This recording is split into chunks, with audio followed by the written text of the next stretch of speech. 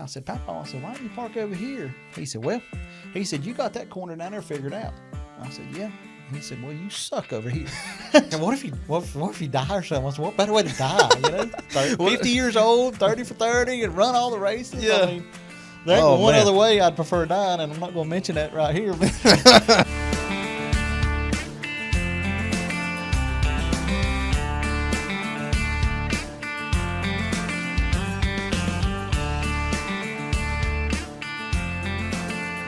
All right, everybody, we got Mark Johnson in here in the studio, and we're back doing another one of these. It's good to be back. We haven't done one of these in a little while.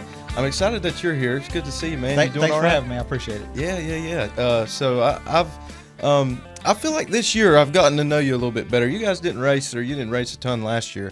No, I had some stuff that limited me from racing last year to keep me busy. So I wasn't able to be at the track as much as I wanted to be. Yeah, but it's been really good to see you guys this year. Y'all are fun. I think, there's certain groups that I just feel like, when I walk up to a trailer or somewhere, like if it's you guys, like Saturday night, this past Saturday, you had the whole deal with the chicken and all of that. I was like, I got to go over there and see and you had it with you. So that was cool. So do you have chickens at the house, or is that like? I do. Okay. I do. Actually, I didn't ever wanted chickens, but my ex-girlfriend wanted chickens. And so I ended up with a bunch of chickens. And that was wild because I wasn't paying attention when I was going to the shop, Friday night. Yeah. And I had my open trailer hooked up because I wanted to take it to the shop. Yeah. In case we needed to bring the other car because in case we had a problem. And I just get to the shop and I'm on the phone and I go in and start working, and then they're like, hey, because I'm a big practical joker. I play a lot of tricks on everybody. Yeah. So they thought it was a fake chicken that I'd put it there. And I'm like, no, I didn't. You didn't even know it was there. No. So you drove all the way from the house to the shop. How far away are you? It's probably about 11 minutes. I mean, we're probably looking at 6, Really? 7 miles, and I don't know how it stayed there the whole time. That's crazy. Man, that chicken was probably holding on, man. It had to have some grip. Yeah, it was scared. I mean, so it was that's wild. crazy. I saw that video on Facebook and I was like, there is no way. I just thought it was It funny. still blows me away. Yeah, I know. And then it's funny too. I sent it to my girlfriend because I guess this is just something that happens to men, but last year I built a chicken coop. So it just happens. It's part of it. That's what I did last year. I never wanted chickens, but my ex-girlfriend did, so I built me neither, man. Coops. It's just, oh my gosh. So now we're I had a guy ask me one time I was doing a radio interview and we were talking about Riley, that's my girlfriend, and he was like, "You guys have a dog together?" And I said, "No, we got chickens." Got chickens together, yeah. All right. So anyway, but so I sent that to her, and I was like, "Man, could you believe this? Like, these." Because she babies the chickens too, like they're pets to her, and so to me that was just hilarious. And so I wanted to just come and ask you about it at the track, and then they were like, "Oh, go in the trailer, the chicken's in there." Yeah, so, I brought it with us. I'm like, hey, it's good luck or something. I mean, it's the racing chickens, right? Which I'd been saying, hey, I need a chick to ride with me to the track. There you go. But I meant like a female, right? Not an actual chicken, but she volunteered, so she. That's pretty good. That's good stuff. So, man, that was just awesome. I thought that was hilarious. So, cool deal. So you got a chick with you at the track. That's good. So let's talk about the track. You've been, I guess every race this year you've been pretty much on a Saturday night, running a pretty regular schedule. We missed the first race actually. Okay. Yeah, we missed. I work a job where I do some stuff on the side, some decals and vinyl wrap and stuff like that. Yeah. And a lot for the race cars, and I actually had a lot of stuff to do for the Speedway, windshield banners and some of the O'Reilly's stuff to change over to get done.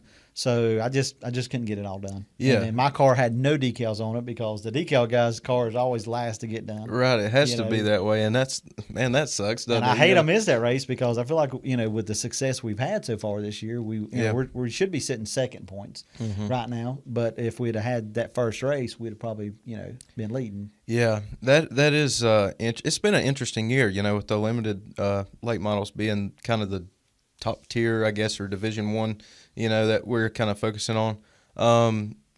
Have you seen a big difference with that? Like when you're racing, does that feel different? Obviously, there's like you ran twin 40s last Saturday, so is that something you enjoy? Like you like the twin 40 races? Being a little older, yes, because I get 40 laps to kind of, and then if Yeah. I mess up, I get another chance. I mean, Yeah. there is a chance to, wreck, but also you get 2 races in a night, so it's not a bad thing. I don't love it, but I don't hate it either. Yeah. It's would you are you a guy like some of the I feel like drivers are torn on this, and I always like to ask you like, would you rather have one 80-lap feature or have that break in between? And another thing, like, is there a big difference in the races and how you approach it, like with the timing because of the time of day and the Sure, I mean, you definitely got to change your setup to run a longer race. Yeah. I mean, you want your car more consistent for that to where a 40-lap race, you can be a little more aggressive on some of your setup stuff. Yeah. So And tires too. I mean, you can be a little more aggressive on them because you're going to get another chance there. So. yeah.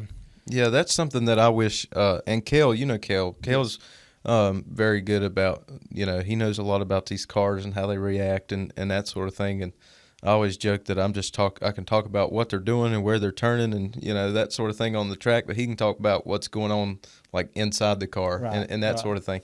So that's where I'm interested in that because I just don't have that mind necessarily where it doesn't always click with me or what all that stuff is going on. So that's interesting. But I've always felt like, if last Saturday, for an example, you had the first race, 40 laps, and the weather was kind of warmer, I think, than we expected. Yep. So did that throw you guys into? Yeah, I mean, there wasn't a long period in between the 2 races, but the track temperature did change. Yeah. And it did change the characteristics of what you needed for that. Yes. Yeah, that's interesting. So tell me this: you've how many years have you been racing? So driving, this is my 30th year. Okay. So I've been driving. I started my first race in 1996 at Tri-County, and then I came to Hickory and run, and it was in a street stock.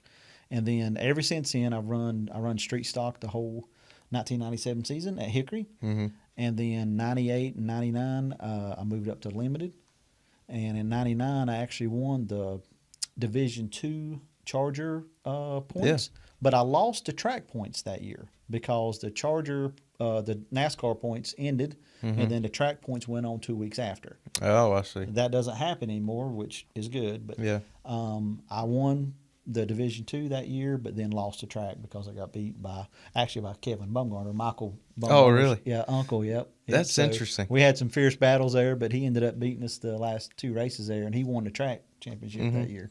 That's cool. So, and that's another thing, man, about Hickory is as I've been there, I've only really been there like working and stuff for like 4.5 years or something like that. So, or maybe not even that long. It's probably more like 3.5. But what I've learned is there's all these different connections, and a lot of the guys in the pits, man, some of you guys have been doing this together for quite some time, competing against each other. Well, like racing against Trey. I mean, I raced against his dad, and I raced against Dexter Sr. Yeah. Not much, but a few times. But my dad raced against Dexter Sr. Really? Yes. That's awesome. So, it's a lot of family there still. Yeah. Yeah, that's special. I think, there's a lot. I think there's a lot of respect, at least between that group of the, I guess, veterans, you could say, just because the history kind of continues living. So talk about that, like your family history, going back to your dad and everybody. Yeah. So my dad raced, and my grandfather raced as well. I mean, my grandfather was a crew chief, and I mean he drove some, and then he owned cars. When Sellemeyer won the first championship, he was in my grandfather's car. But Tommy Houston and him worked together. He was actually crew chief in Bobby Isaacs' car when he passed away. Really? And then my dad wanted to drive, so he kind of like put my dad in a car. And then my uncle wanted to drive some too, so he, Tony Johnson, so he got to, my dad was Alan. So Tony, raced for a few years, and then I came along. Yeah. And then they kind of, they just kind of let me take over. And I've been the one to stick with it the longest, Yeah. So, but my dad, my uncle, unfortunately, both passed away now. But they were very supportive when they were alive. And my grandfather's still alive, 87, and He still watches it every Saturday, and he comes some. When he can get out, he still comes some. So you've got him watching on Flow? Flow, yeah. Really? Yeah. Oh, man. Yes, I got him That's set cool. up. So I have to go by there about once a week and reset the TV. Yeah. But they try real hard with the Roku stuff. And Oh, the app yeah. stuff. They have a little trouble with it, but they try. I That's- just take them eggs. I take them a dozen eggs. okay, cool. Or 2 dozen eggs Yeah. and fix their TV for them. That's kind of my weekly thing to do for them. Yeah, that's funny that you say that because my grandparents, I set them, when I started doing the Flow stuff, they were like, oh, we want to watch you. We want to hear the broadcast. And I'm like, okay, well, I'll set you up an account and, we'll try to get this to where you can find it pretty easy. But I find myself doing the same thing. Right. You gotta, I'm the family tech guy, which is okay, because I'm familiar with a lot of that stuff. But it is funny, that's a common thing. You got to go set that stuff Gotta up. go fix it for Yeah, them. So, yeah. I mean, but that's cool, man. That's good. So at least he gets to see you, and he does. And my grandmother's still alive, and she watches it too. So Yeah. they pull for me from home. So that's good. awesome. That's the thing that I really like about the streaming is I think a lot of people worry that maybe it's keeping people from coming, but I think for the people that maybe it's harder for them to get out, or Yeah, I'm torn. I'm torn by that too. I mean, Yeah. we need people in the stands, but there's some people that just can't come. right, yeah, And there's been times that even though I'm healthy and everything, I just couldn't come. So I was Yeah. glad I had the streaming service to be able to Yeah. still stay involved with it. So I'm torn between whether it's good or bad for the tracks. But yeah. I know it's kind of like that aspect of it. You're like, man, it's good that somebody can that's not able to can sit at home and watch it. But then you're like, how many people sit there and say, well, why would I go? I can just watch it. Yeah, and I think the thing that I take away from it is like, Saturday night, if you couldn't come, you could watch it. You Yeah. know what I mean? In Right. our division, we had, 4 females Mm-hmm. that, were very competitive, Yeah. and, that demographic of other, age groups, other, females. I mean, to get them involved, I think that's where the streaming service comes in good at because they can see that. I agree. Yeah, that's big too, and it takes on social media too. Like having that platform there, and we're broadcasting all of our races. Those clips are all on Flow. Yes, And they'll always be there. So when you want to, anybody that grabs content, there's a lot of content that can be grabbed on Flow, and I think you get a lot of publicity that way too. Well, we were at Rockin' Oven after the week I won, Mm-hmm. and there was a whole group of females there, and they were coming out, checking out the car and everything, Yeah. and they were asking, about it, and I was telling them, I was like, well, you need to look this person up. Y'all would really, like to Yeah. follow her, and it was, is it Dynasty or Spurlock? Destiny, I think. Destiny? I Okay. think, yeah. And they were right then. They were going on clicking, Yeah. following her and stuff. So I think we all have to work together as racers to try to help promote, the whole thing that we're doing. Yeah. You know? Yeah, and that division, the limited division, is very important. Saw a video, or not a video, but a picture of you with some of those ladies because you didn't restart. I guess you started the race. Yeah, piled up in between all of them. I'm like, are y'all like ganging up on me? Yeah. I mean, like I got I'm surrounded by four women, and they were good sports. They jumped over there and took a picture. Yeah.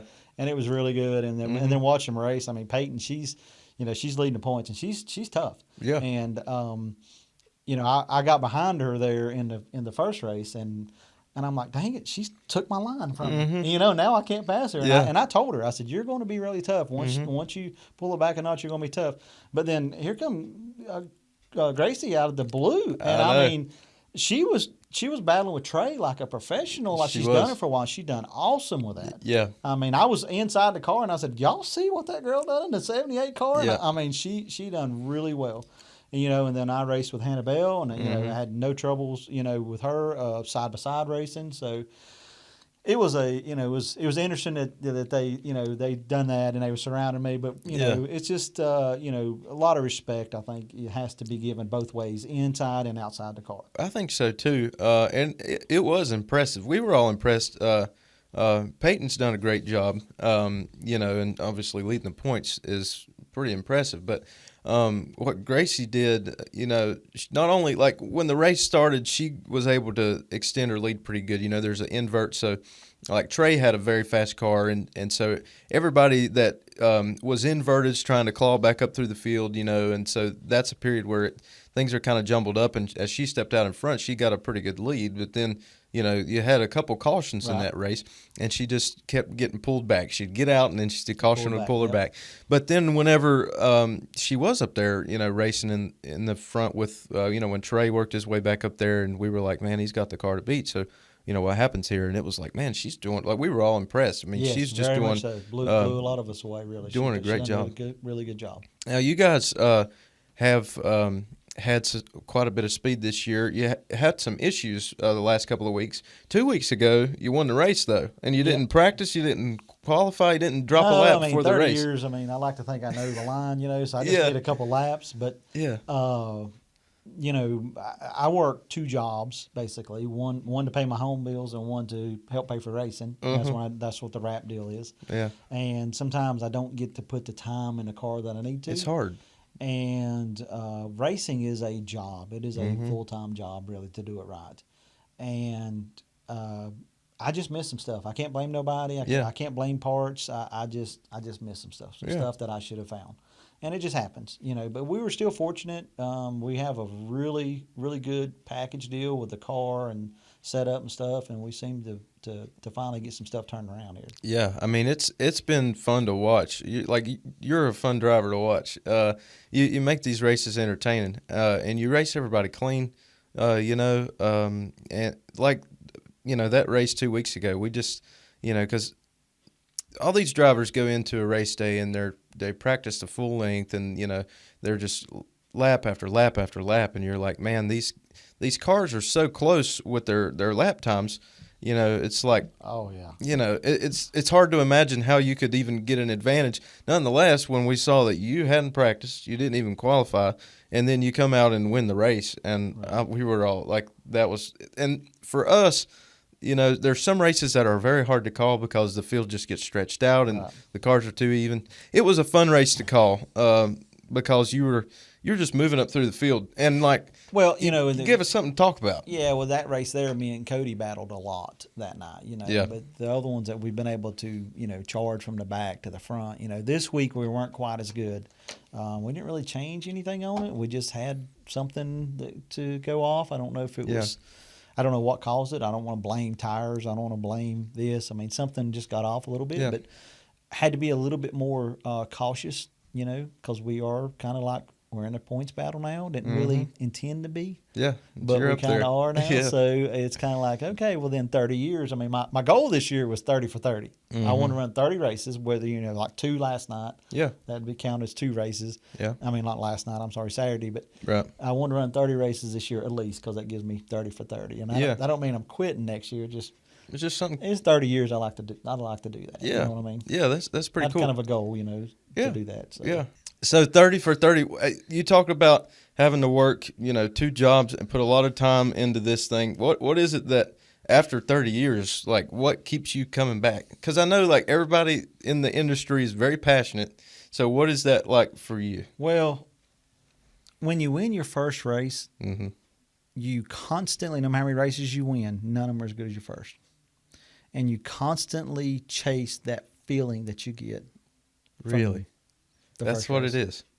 So you're trying to get back to that feeling. I mean, even after I win. I mean, I win another week, 2 weeks ago. It was great. I mean, but it was not like the first one. Yeah. And so it's. I say that racing is worse than can be as bad as doing drugs because there's no help for it. There's no rehab center for it. Right. But it has probably kept a lot of people out of drugs because of it, because you stay so busy you can't do that.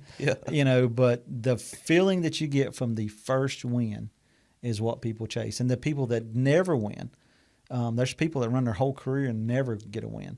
I feel bad for them because they don't have that feeling, but the feeling of being there and being competitive, or just being there is important to them. So everybody's got a different thing. I mean, when I come into it, I kind of had an advantage because, my grandfather was a proven, champion there and winner there. And my dad was a proven engine builder there and he won races too. And then my uncle as well was proven. I had all 3 of them telling me how to drive. So I was not a natural talent. I just had a shorter learning curve than a lot of people. Yeah. That's interesting. That makes me think about, everybody was like Carson Hocevar when he won at Talladega last week.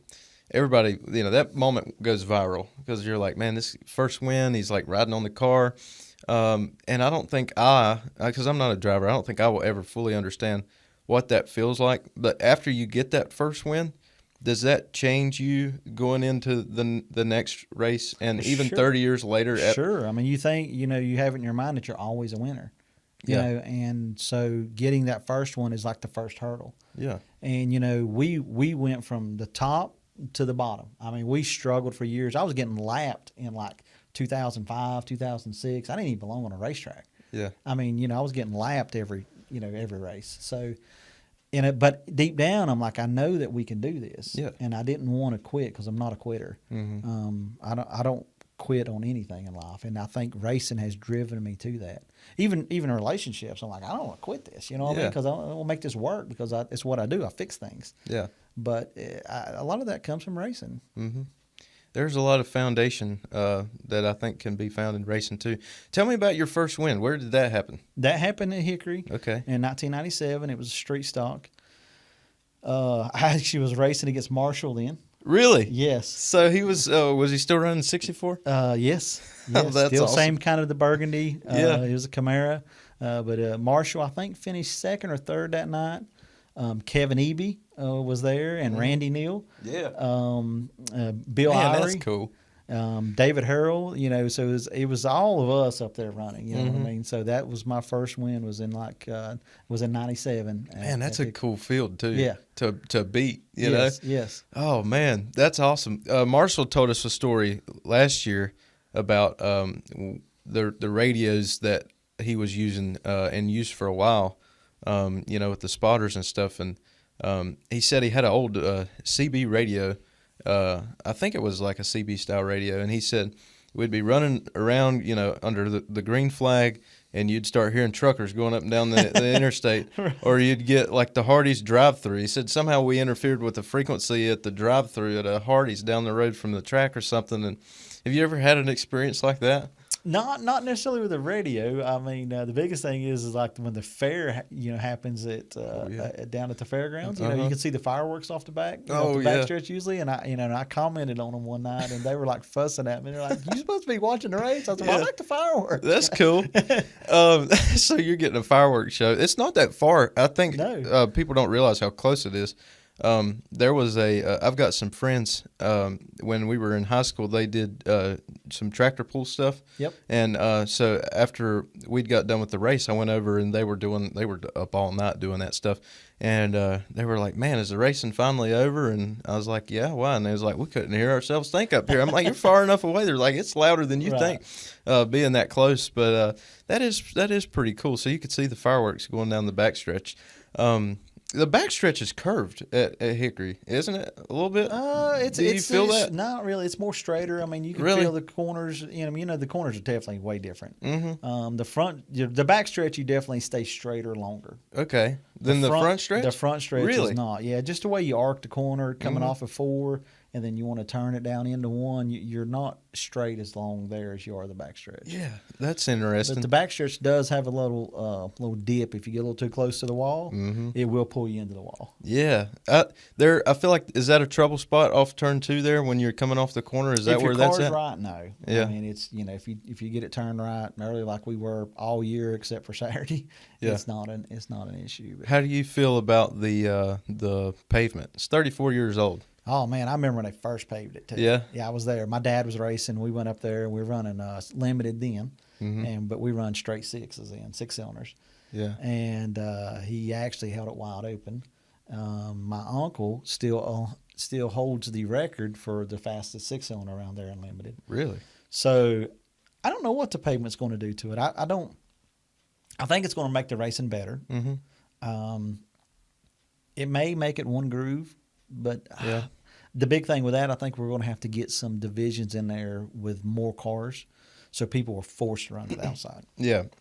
That's what because now the high side is, I mean, obviously that's never really the preferred line on a short track, I don't think, but Unless you're Andy Loden, he got up there and made it work for years. So, yeah, that's and my dad was building his motors in, so me and Andy were really, really good friends too. So. Yeah, so every now and then you've got, there's some drivers that feel pretty comfortable out there, it looks like. But well, I feel like if you give me a green, white checkered, and you put me on the outside, I'm going to win. Really? Yeah. I mean, I just, that's all I need. And the car ain't got to be good, but I can drive it enough to make that. Why is that? Is there, what is the difference that gives you that confidence? I mean, just coming up through the years, I kind of learned what it took for that. But I have won multiple races off the outside and not been in contentions to win. Really? But just happened to be there. I mean, I guess you're in contention if you're running second. You get to start that, but multiple times. So if somebody gives me the outside on green, white checkered, I'm letting you know a little secret.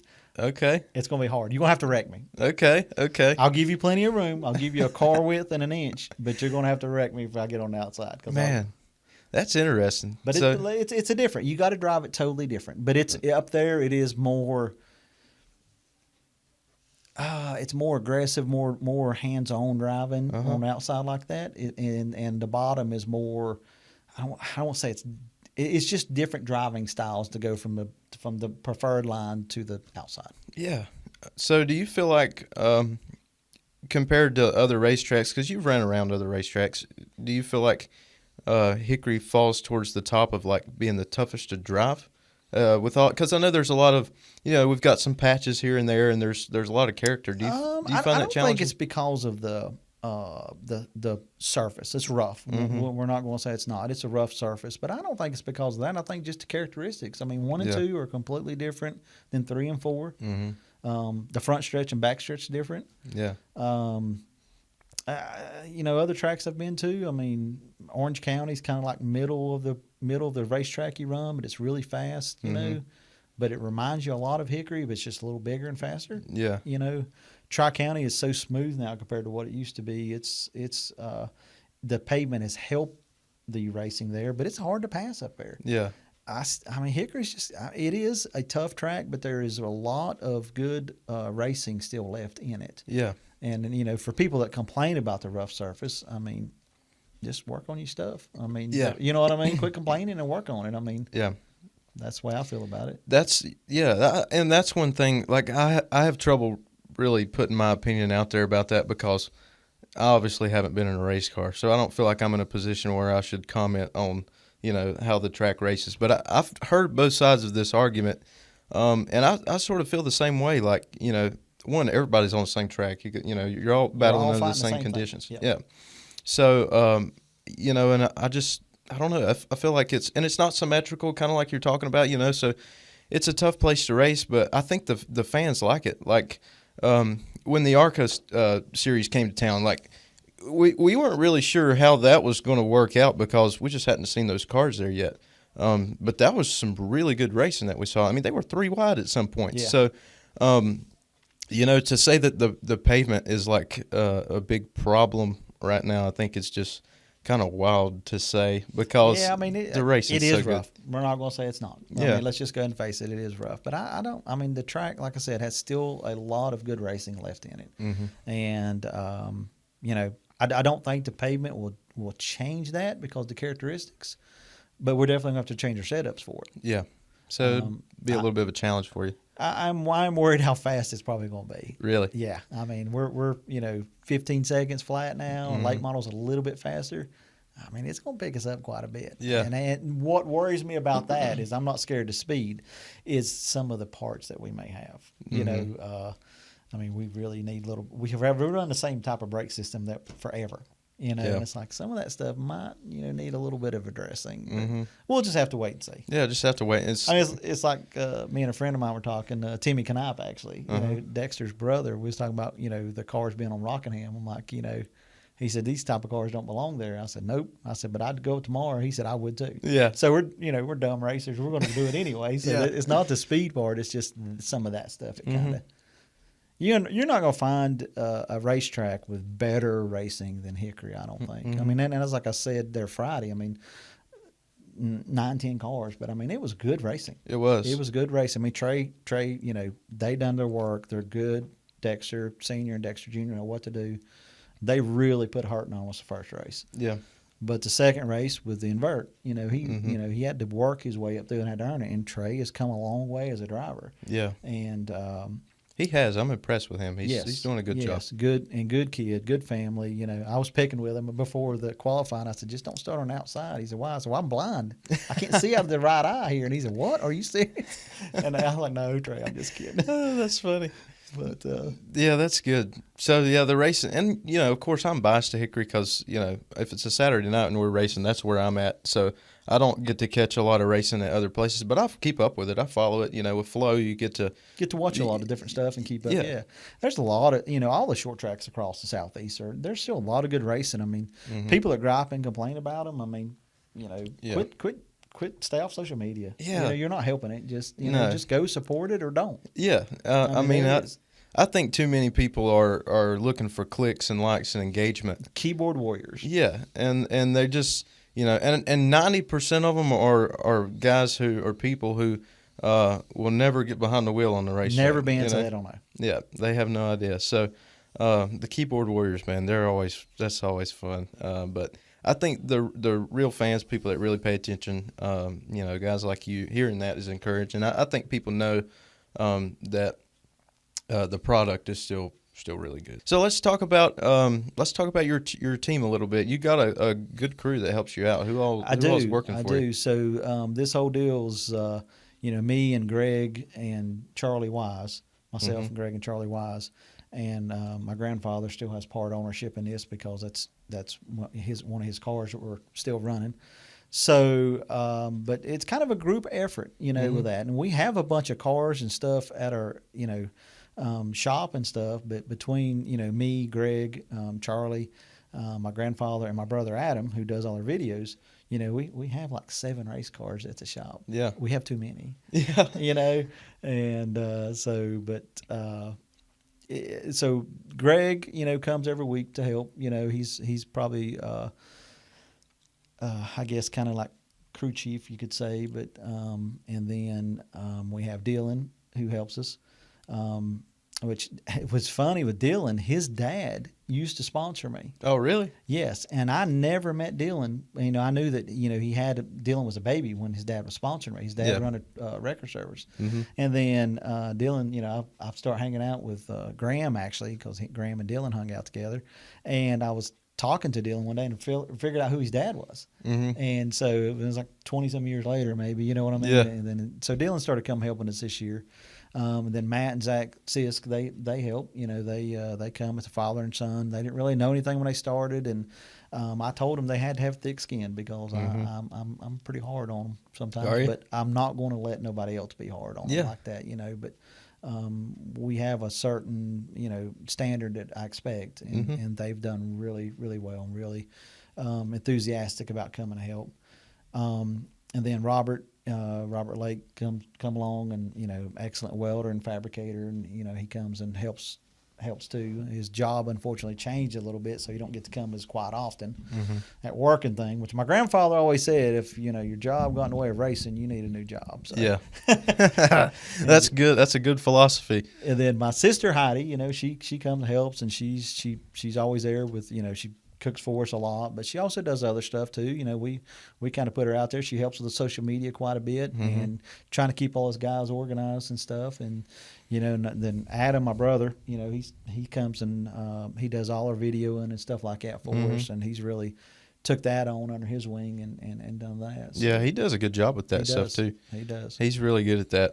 And then we have some other people, like my sons come when they can. They live in West Virginia, so they don't get to come that much, but they come when they can. And then Greg's boys, Logan and Luke, come to help. You know, so we have a lot of people that just want to be part of it and support us. But yeah, it's kind of guys, kind of a family effort too. It is very much family. Yeah, that's interesting. So and one thing that I always appreciate about not only you drivers, but like the crews that come and help out is, people don't often understand, I think, how long a race day can be. Oh, gosh, yeah. Starting on Saturday morning, you're coming home late Saturday night, and you're dedicating a lot of weekends out of the year to racing. It is a huge commitment. Like I said, it's a job. It's a huge commitment. And I spend a lot of times there by myself at the shop at night and stuff like, because other people have families, and I understand that. But it takes a lot of work and a lot of effort and commitment. I've had people come to help, and I'm like, want to come help. I'm like, listen, before you start, I said, I'd like to meet your wife and kids. And I'm going to explain to them what's expected because it does take a lot. And I've had people just say, man, my wife's not cool with it being that much. Yeah. And I understand. Yeah. I think that says a lot about you too, though, to desire to, talk to their families before you pull them away. Because people, like I said, they don't realize the time that it takes. I know. I mean, I've been through 2 marriages at the from racing. I've been through two serious relationships. I met my last recent most ex-girlfriend at the racetrack, and I don't think she understood the commitment that it took. And and her daughters, Caden and Maze would come and they would sit at the track, all day, and that's a long day for those girls. Yeah. But it takes a lot, so people don't really understand what all it takes to put forth that effort and dedicate that time. It's a lot. Yeah. And I don't understand that.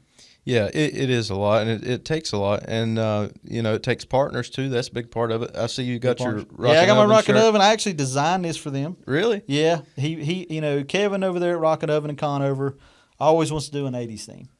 And so it was Ninja Turtles last year, and then this year it was Spider-Man. So I designed this logo for him. And that's cool. It's the car that we're going to run next week is a black car. Oh, really? And it'll be primary Rockin' Oven Pizzeria. And then it'll have Leapfrog on the hood and stuff. So kind of toss up. It'll be 13 because that's Charlie's car. And then the white car, being 28, is my grandfather's. So my number was always my dad was 29, my uncle was 27. We just want to show people we could count, so I picked 28. Actually, my daughter was born on the 28th. Yeah. So that's why I kind of picked that number too. Yeah. So. But yeah, so that car will be black with Rockin' Oven Pizzeria on it. I'm gonna have a hard time getting out of this white car because I've run so good. It does. It is what it is. The black car is a good car too. It's a different motor package. So I think it's gonna be real good. We PRWs went through some stuff on it, so I think it's gonna be good. But between Rockin' Oven and Leapfrog this year, they're the ones that's really, helped us step up our game for racing. But we've got a lot of great partners. I mean, I've been very fortunate throughout the years. But, Mark Longworth with Longworth Bail Bonds, I mean, he's, stepped up for the last couple of years and helped us. The guys over at CR Lane, helped us for a couple of years. Actually, at Wilkesboro is how I got hooked up with them, and they wanted to be part of that. Yeah.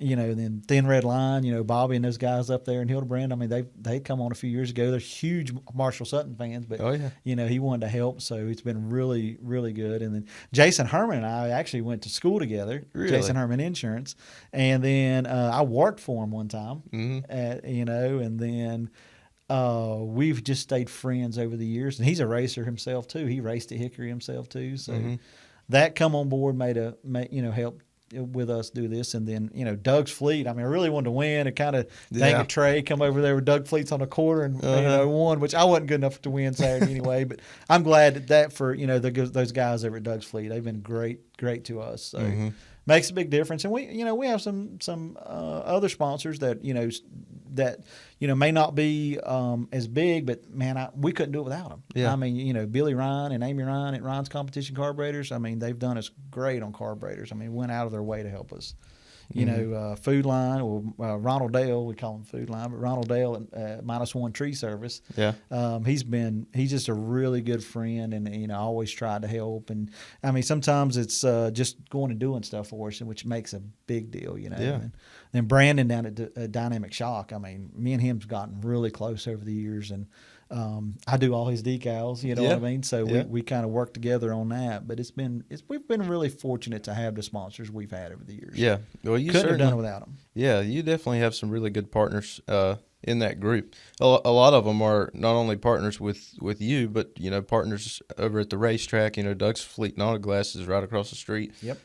They just of course had their night this past weekend. So and Jody and Melanie put up $1,000 bonus. I mean, if we win both of them, I mean, what better supporters of racers than Jody and Melanie Chandler? I don't know anybody else. I've not in 30 years. I've never. I mean, more than 30 years. I've never seen anybody to be as generous and gracious as they are, Yeah. and just humble, good people. You don't meet They people are. like that often. You don't, and they do. A lot of people do a lot for short track racing, but they really put up a great effort to support, and they're not biased really towards anybody. That, like, you talk to Jody, and I've had a lot of good conversations with him. And he's just a good person who loves racing, and I does. truly think that and of course he's got a driver and he's got a car, but I truly think that he just wants to see the whole sport in general succeed. He does. And Melanie, she used to be a driver, Mm-hmm. and she raced some too. So just really awesome people to be partnered with. Really. Yeah, definitely. For sure. So what's this year? I know you talked about 30 for 30. What's the outlook for you this year? Are there some big goals that you've got for the year? Well, we kind of just planned on trying to run 30 races, and we had some stuff picked out, to run. Now that Jody and the whole Leapfrog group have come up with this, Leapfrog championship deal, we want to try to do those 2 at Newport and 2 at Anderson this year. Have you raced there before? I went to Newport last year. Okay. After Thanksgiving, I really messed up. I took the wrong setup, Oh, really? and that's on me. But Yeah. we had a good time. It was cold, but we had a good time. It was good to go and just be somewhere different. With your family and friends. That was cool. I've never raced in Anderson. I've been there twice, but look forward to that one. Yeah. So we're going to do those 4, is our plan right now. Mm-hmm. And then all the races at Hickory. And then on the off weeks, I want to break out the street stock and run some. Oh, that's cool. We want to go to Lonesome Pine maybe, which I want to go up there with the limited or late model, but I don't see it happening in the schedule this year. Yeah. And especially with the points deal, just really focusing on that. Mm-hmm. I did have one goal this year at Hickory was to run every division one night. Mm-hmm. There is a night coming up toward the end of the year that I possibly could. I would just have to find a truck, Okay. but I think I can have everything covered on that night. But I don't. We'll see. That'd be awesome. If Yeah, you run they every were like, race. what if you die or something? I said, what better way to die? 50 years old, 30 for 30, and run all the races. Yeah. I mean, there ain't Oh, one man. other way I'd prefer dying, and I'm not going to mention that right here. But so we'll keep that for the X-rated podcast. Yeah, we'll have to put the explicit mark on. That's funny, dude. So that would be awesome though, because that's probably like around 200 laps or so for one night. Yeah, I mean, Ish. Cody done it. You know what I mean? He done all that last year, and I'm like, that's my idol right there. That, Yeah. which I've wanted to do it for years, and he got the opportunity to do it, and that's awesome to see that. Yeah. And it couldn't have been done by a better person. Oh, I know. You know what I mean? And I'm like, dang it, that's what I want to do. You know what Yeah. I mean? So I'm trying to shoot for that. I mean, it is hard. I mean, help is everybody works and has other lives outside of it, so it's hard to get a lot done sometimes through the week. And last year was very challenging. This year was challenging at the first of the year for us, just personal life kind of, but all that's changed and going better now. Yeah. And so my time has been freed up more. So I've been able to concentrate because I've not had that distraction. Yeah. So really looking forward to the rest of the year. I Yeah. mean, from this week on, I really haven't brought my A game this year. Things changed. Now I'm really looking forward to it because I've got some free time now. Yeah. So So you're feeling pretty good then. I'm feeling really good now. That's It's good. great. I mean, I didn't realize what was hindering me so bad until it removed itself. And now it's like, now we can focus. Yeah. Because I've not been able to focus. I've had a distraction that kept me from doing that. But now I can focus. So I'm hoping, Yeah. I'm praying, and I'm looking forward to what's coming up now. Yeah. Well, that's awesome, dude. You're a lot of fun just to watch on the track. Obviously, you're very present on social media, and I think the fans are pretty interested in what you got going on. Well, I hope so. So- I mean, I try to interact. I try to interact with all the drivers. I mean, Yeah. we can be fierce competitors on the track, but outside of the track, we just need to be friends. Yeah. And I try to go talk to everybody and wish them good luck. I mean, I'm like always, hey, I want to win, but if I don't win, I hope Yeah. they win. You know what I mean? Right, yeah. And I'm not biased toward anybody on that, but I mean, I'm not going anywhere. I'm just doing this for fun. I want to win races, Right. and I want to have fun, and I want to be able to see them succeed too. Yeah. And whatever their goals may be, whether it be on up to cup level or whatever. If they're happy doing what they're doing, I want to see them succeed too. Yeah. Well, and that division is a place where, you know, a lot of there's a lot of young drivers that you're racing against too. I mean, there is. I mean, you know, if you think about that with the young crew that, you know, of drivers that are really good, and then you got some of the veteran stuff. I mean, you know, myself, Donnie Carlton, you know what I mean? And then you get somebody, you know, that's kind of, it's hard to call Trey a veteran, but I mean, excellent race car driver. Yeah. I mean, if any of those other people, racers, don't learn something by racing with them, whether we teach them right or wrong, Yeah. if they don't learn something from a Saturday night racing around some of us, they need to pay attention. I mean, because they can learn a lot. And I can still learn stuff. I mean, Yeah. like I said, I've been behind. Like I said, Peyton, take my line away. I'm like, dang, now I'm going to have to figure out something different because Yeah. she's done that. You know, good Yeah. for her. I mean, it's amazing how fast they can adapt to something like Yeah. that. That's interesting, man. Well, you're a cool dude, and you're in a good Thank you. position. And this has been a lot of fun to sit down and talk with you. I've been looking forward to this. You know, one of the goals I have with this is just to learn about who you are. You know, I feel like we've done that pretty good today. But you know, you can go and you know watch you and other drivers at the racetrack, but I'm really interested, you know, in who you guys are, and so I really appreciate you. Taking the time to come in here and sit down. I've enjoyed it. This is good. It's good to get to know, and that way you know something you're talking about there on Saturday night. I mean, Yeah. you know, I don't know if you knew or not, but, you know, I won a truck championship at Hickory in 2009. Yeah. You know, and I've run late model, I've run Right. limited, I've run street stock, I've run 4-cylinder. I run a 4-cylinder one time, and my feet wouldn't touch the pedal, the gas pedal. Really? And so Gary Ledbetter Sr., I had him duct tape a 2x4 to my foot on pit road. Are you serious? Before I went on a racetrack. Yeah. Really? The car showed up like last minute. And Yeah. I jumped in it. I'm like, I can't reach the gas pedal. And Gary Ledbetter, I said, Gary, come here. And he come over there and duct taped a 2x4 to my foot. Really? So I could run the whole race so I could mash it wide open. So you ran the whole race with a 2x4 on your foot? Yes, sir. Do you think anybody else has ever done that before? I don't know. I don't know if I'm crazy or dumb. No, but that's I- awesome. That's cool. Well, I'll be using that. I'm taking mental notes here of things like during the I've broadcast got of lots of what race to stories use. I can Yeah. tell you stuff happened. So we need to have an episode 2 of this. We'll do that. We'll When do we that. can tell stories and more stuff that's happened. I can tell you about Yeah. you know stuff with my grandfather that he done, and then stuff that he done at me, and you know chewed me out over, which made me a better person, better driver. You Yeah. know what I mean? Stuff Okay, through well, life. So Let me ask you about this then. What is there one specific moment that comes to mind when you're like, man, that's a great story, or this was like just wild, something that's unbelievable that you can think of? Like the 2x4 thing is crazy. That's pretty cool. well, there's 2 actually. Okay. So there's 2. So we were running street stock, and we had a cube van, which I still have, an old box truck Okay. that me and my grandfather had built. So my dad raced out of it, I raced out of it, my sons raced go-karts out of it. So it's kind of, you know, I'm like, I'm not ever getting rid of it. No, man, it's sentimental. So we had that, and we had an open trailer, and we were parked over in turn 3 and 4, and we parked there all about half the year. And I was just learning how to drive. And I show up, they beat me to the track. I show up a little bit later, you know, and I walk over there, and I didn't even pay attention. I get over 3 and 4, and it's not there. And I'm like, whoa, did something happen? Did it break down or something? You know, we didn't have cell phones back then, you know. Yeah. So I go down the back stretch, and I get over to 1 and 2, and there they are. And I went over there, and I said, Papa, I said, why don't you park over here? He said, you got that corner down there figured out. I said, yeah. He said, well, you suck over here. He said, I can't see over here. Yeah. So I'm going to get you through this corner over here. And sure enough, first practice, he's like, nope. He's, Otto Friday, you're just messing up. You're just messing. You got to do this. You got to do this. But which it made me a better driver. But now it's a funny story. Yeah. You know what I mean? Yeah, So yeah, it's a funny story to hear that.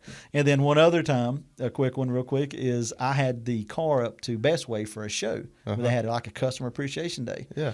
Well, the head marketing lady for Bestway was there, Bestway Rental. She was there, and she said, I want to go for a ride. I said, all right, no problem. So I throw her in the passenger seat. I pull out on 321 Oh my God. up in Lenore In the race car? in the race car, stop traffic, and I go to get on it, and the throttle hangs wide open. Oh God. So I'm like, oh man. So I'm just like grabbing gears. I go to second with it spinning. I go to third with it spinning. Well, it looks like I meant to do it. Mm-hmm. And I get that thing shut off and roll it in the trailer and get it unhooked. We get to the racetrack Saturday, and the distributor was blown apart in it. No way. And my grandfather was like, I don't know how that happened. I'm like, I don't either. Yeah, no I idea. finally told him. I finally told him a couple years ago. Yeah. So this probably happened like 20 years ago. Yeah. But I finally told him it happened. Gosh, he was still mad at me. I think he's mad Still today. today? Still today Oh, he's mad man. at me for not telling him about it. You know what? So, but it left some pretty black marks. She was thrilled to death. We was Yeah. able to lock that sponsorship in for a couple more years because of that. That's cool. The fans and everybody that was out there for that opening thought I had done it on purpose. Yeah. You know what I mean? But it was just me screwing up. Yeah, Yeah. it was. Oh man, that's cool as heck. On 321. On too. 321. 321, man. I drove my car. It's on my video, on my Facebook. I drove my car to my friend Astros, who helps us some. Really? Yeah, I live there in Claremont, and he's like, "Bring it over here. We'll get it put back together," because he does fabrication stuff. Mm-hmm. And I'm like, "Okay, well, I didn't really want to load it on the trailer, so I just drove it." So it's on my Facebook. You can watch me driving it to Really? driving it to his house. Yeah, I'll have to check that out. Man, that's I was awesome. I was in Mexico, Claremont, Mexico. Yeah, that's right. You were in. Yeah, no, that's nothing illegal there. Just using in Mexico. It was good advertising. Yeah, like the yeah, chicken. Yeah. That chicken was awesome, man. And that's the stuff, man, that I love to see. Like you guys, We're real. We're yeah, just- yeah, you're we're real people. You Real have fun. people. We have fun. That's cool. I've always wanted one of those. Some of those. There's some people that have made race cars like street legal. Put the lights and stuff on them. And I saw. I love looking on Facebook Marketplace and seeing what I can find and looking at stuff that I'll never buy, but I just love to look at it. Window shopping, I do it too. Yeah. And there was a street legal modified that some dude Oh, had yeah. built, and I was Yeah, like, Ed Roseman built one. It was really nice. Did he really? Yeah. That's and he cool. helps Bumgarner. Michael yeah. Bumgarner. So, Ed's a smart guy. Yes. But I saw that and I was like, man, that would be cool to roll up. Like I think I was in high school when I saw this. I'm showing all my buddies like, hey, let's go in together and buy this thing. Yeah, how cool would it be to like go to the prom or something, or like That'd just be roll up different. to school in that That'd thing? be different for sure. Man, that'd be awesome. But anyway, that's pretty cool. You got some cool stories, man. We'll definitely get you back on here. We'll do this again if you want to. Sure, I'd love to. Open invitation for we'll you. do some more about a little bit more about the history and the stories and Yeah. stuff like that. I've got some great stories. My grandfather told me about Morgan Shepherd and Oh, that's cool. and Tommy Houston and stuff. So Yeah. I mean, yeah, it's some great stuff there. That's cool. We can get into all that. And I know we're running out of time, but I remember, Dad, my dad telling me they used to go up to Wilkesboro and watch qualifying, on a race weekend. And he said, Morgan was always roller skating around. And I Oh, thought, yeah. man, that, I couldn't do that because I'd fall and bust my tail. But Morgan's an interesting dude. He's a Definitely cool interesting dude. character. When we need characters like that in racing, We do. You know what I mean? We do. We need more of them today, especially. That's like Carson. I mean, that's why I think he gets out. He's so much different than everybody. Yeah, and I actually had a guy text me about him. I did not watch the Talladega race. I didn't get a chance to watch it. But when I miss a race, I always go back and watch like the condensed version of it. highlights. And I was watching his celebration, and I had a guy text me who is not really a race fan and doesn't really follow it, and he's like, "Man, I want to be a race fan because I just saw Carson Hocevar right around here on the door, and I thought, how cool it is to have somebody that doesn't really follow racing, but They they want to start because of that. right, and that that to me makes me want to think like as a driver, it would make you want to feel more comfortable. I think we're in the era we're in now. Sponsors are real specific on what they want their drivers to be talking like and be saying. And the fans, I think the fans just want characters. They want something. They want real people. Yeah, And that's probably my biggest advice that I could give any young racer is build your brand. Yeah. Whatever it is, build your brand and stick with it. Mm-hmm. I think that's what a lot of the YouTubers have done is they've stuck with their brand, and you got to find something to make you stand out a little bit different. And I think that we see a lot of potential talent in the limited division at Hickory this year. And if they're wanting to move on, they're going to have to build a brand. Yeah. I mean, I don't like talking either. I'll be honest with you. I don't like getting up there and holding the mic and talking to people, but it's what you got to do. I had to get over it. And, I stood in the bathroom and talked to myself a lot. I hate the way I sound, but Really? Yeah, I hate the way I sound. I think I sound horrible, and I think sometimes, oh man, I should have said this, said that, but we're all human. I think people want to see that. Yep. But anybody aspiring driver or aspiring want to be a driver just needs to build a brand. Yeah. Build your brand. Be yourself, and Yeah, I think that's awesome, and the limited division is a great place for that. Great. Good competition. A lot of fast race cars. A lot of good teams. Yeah. A lot of excellent teams there. Yeah, for sure. Well, listen, man, this has been fun. We'll do it again for sure. Sure. I appreciate your time and Yes, sir. for you coming on here. I think we're like an hour into this thing almost, somewhere right around there. We so- made a movie. We didn't make a podcast. Hey, that's all right, man. That's good. It's been a great conversation. I'm glad that I feel like I've gotten to know you a little bit better. Yes, sir. So that's fun for me. Building those relationships and getting to know you guys is I think very important to not only my job, but I just I enjoy. We have to work together to build the racing brand. We got to Definitely. get people in the stands. Yep. We got to get people watching, people engaged, and all of us have to work together at that. Yeah. And I think this is good for it. Yeah, for sure. All right. Well, Mark Johnson on the official Hickory Motor Speedway podcast, ladies and gentlemen. This has been fun. Thanks a lot, Mark. Thank you. Thanks for having me.